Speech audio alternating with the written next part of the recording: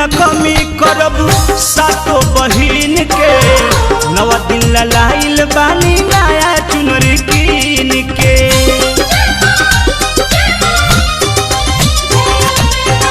सेवा में न कमी करब सातो बहिन के। 9 दिन लाइल बानी नया चुनरी कीन के। घिउआ के बतिया जरी दिन रतिया भोर ही उतारब अरतिया। घिउआ के बतिया जरी दिन रतिया भोर ही उतारब अरतिया। दुनो बेरा देहबे मैया ओही लवंगिया के छतिया।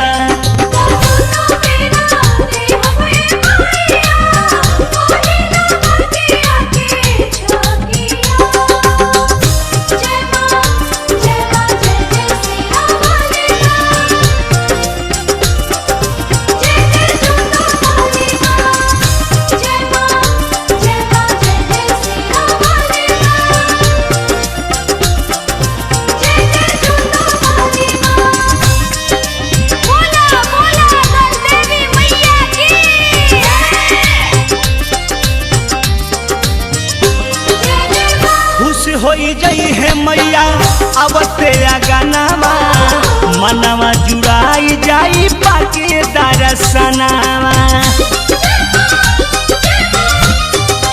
हाँ खुश होई जई है मैया आवते गानावा मनवा जुड़ाई जाई पाके दरसनावा। पच पच पनवा बड़ बड़ा पनवा 5 गो सुपारी इलैचिया।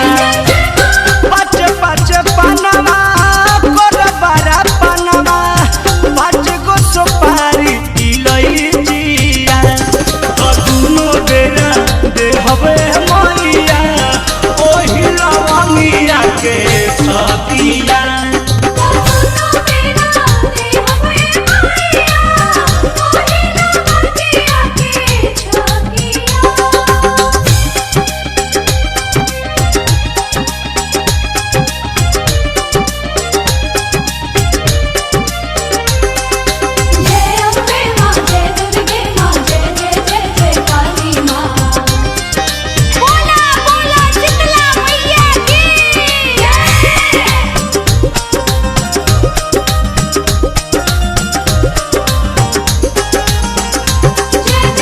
सोन के कराहवा में दूध बुधियाई पुरिया चौरिया से भोगावा लगाई।